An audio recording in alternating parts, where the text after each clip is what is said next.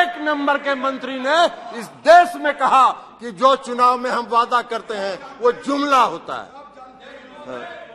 यह कह रहे हैं महंगाई। आज देश में सबसे बड़ी समस्या क्या है? महंगाई। में इस देश के प्रधानमंत्री नरेंद्र मोदी जी चुनाव लड़ रहे थे, किसके बल पर जीत रहे थे? इस देश के नौजवानों पर, इस देश के बेरोजगारों पर क्या वादा किया था उन्होंने? इस देश को उन्होंने वादा किया था 2 करोड़ बेरोजगारों को प्रति वर्ष रोजगार देंगे। 9 साल हो गया, 18 करोड़ का तो हिसाब दीजिए। 18 लाख का भी हिसाब नहीं दे रहे, 18 लाख का भी हिसाब नहीं दे रहे। जो बेंगलोर में, महाराष्ट्र में और अलग अलग शहरों में जो लड़के इंजीनियरिंग और मेडिकल कॉलेज में पढ़ते थे, सब अपनी पढ़ाई छोड़ के गांव आ गए थे और सब अपने घर में बैठ गए थे और कह रहे थे अपने अभिभावकों को कि मम्मी पापा वोट दे दो मोदी जी को, हम लोगों को रोजगार मिल जाएगा। रोजगार तो मिल गया। क्या हुआ? आज वही लड़के 5,000 4,000 रुपए की नौकरी के लिए प्राइवेट कंपनियों में दर-दर भटक रहे हैं। 18 करोड़ लोगों के रोजगार का क्या हुआ? जी महोदय, अब हम जरा बता दें आदरणीय प्रधानमंत्री जी, हम बता दें आदरणीय प्रधान रिकॉर्ड में नहीं जा रही है। 9 वर्षों से राजीव रंजन सिंह जी के रिकॉर्ड में जा रही है। जी 9 साल से इस देश में शासन कर रहे हैं और इस देश की जनता आज अपने आप को छला हुआ महसूस कर रही है, छला हुआ महसूस कर रही है। 2014 में इस देश के प्रधानमंत्री नरेंद्र मोदी जी चुनाव लड़ रहे थे, किसके बल पर जीत रहे थे? इस देश के नौजवानों पर, इस देश के बेरोजगारों पर क्या वादा किया था उन्होंने?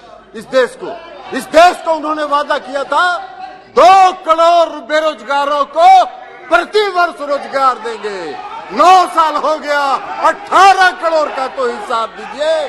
18 लाख का भी हिसाब नहीं दे रहे, 18 लाख का भी हिसाब नहीं दे रहे। काहे का? और बना दिया क्या? बना क्या दिया? हाँ, रोजगार दिया एक आदमी को रोजगार जरूर मिला, वो सबसे बेरोजगार था। हम नाम नहीं बोलेंगे किसको रोजगार दिया उन्होंने, ये खुद बताएं कि किसको रोजगार उन्होंने दिया, जो सबसे बड़ा बेरोजगार था। और उसको भारी रोजगार देके पूरा इस देश के नंबर 1 और दुनिया के नंबर 3 पर पहुंचा देने का काम किया। नाम बताइए आप ही, किसको इतना बेरोजगार था जिसको रोजगार दिया? इस देश के नौजवानों को तो रोजगार नहीं मिला। हम लोग भी चुनाव लड़ रहे थे 2014 में।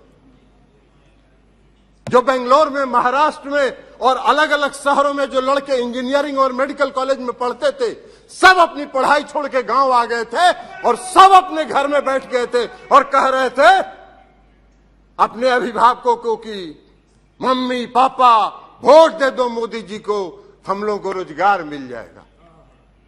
रोजगार तो मिल गया।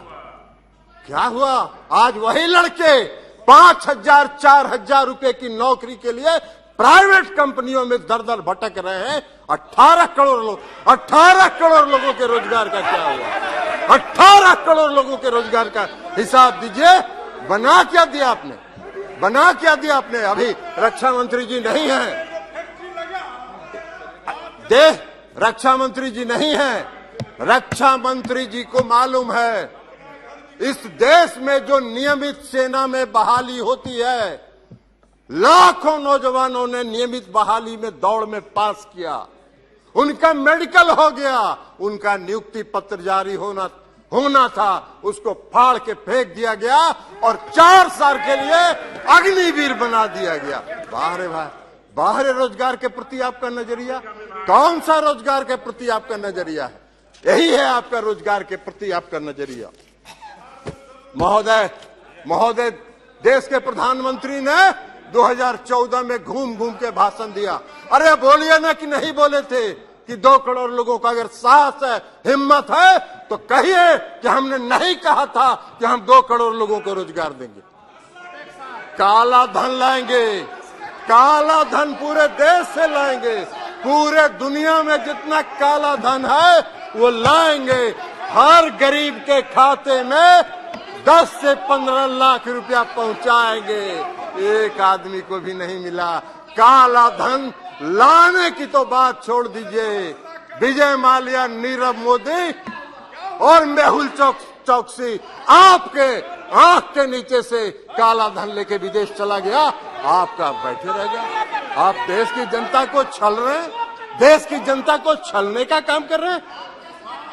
और उसके बाद इस देश के गृह मंत्री जी 2014 के चुनाव के बाद हमने देखा एक टीवी चैनल पर इंटरव्यू उनका।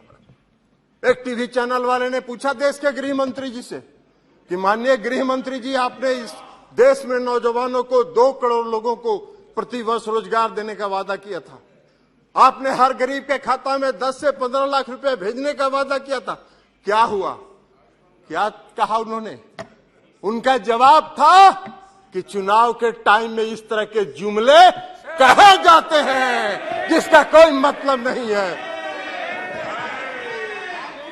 मेरे इसमें है, कहिएगा दिखा देंगे इसमें है आपका गृह मंत्री जी का इंटरव्यू। आपके गृह मंत्री जी का इंटरव्यू है, दिखा देंगे। आपके गृह मंत्री जी का इंटरव्यू दिखा देंगे। जुमला कहेंगे।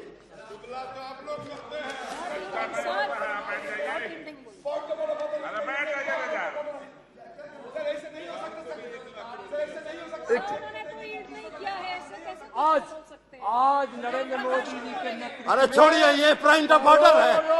ये सभापति महोदय, ये सब धंधा नहीं चलेगा। योजनाओं से बीच में कोई पॉइंट ऑफ ऑर्डर के नाम पर खड़ा होके और अनर्गल बात करेंगे, ये नहीं चलेगा।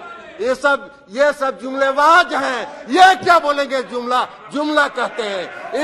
इनके 1 नंबर के मंत्री ने इस देश में कहा कि जो चुनाव में हम वादा करते हैं वो जुमला होता है। यह कह रहे हैं महंगाई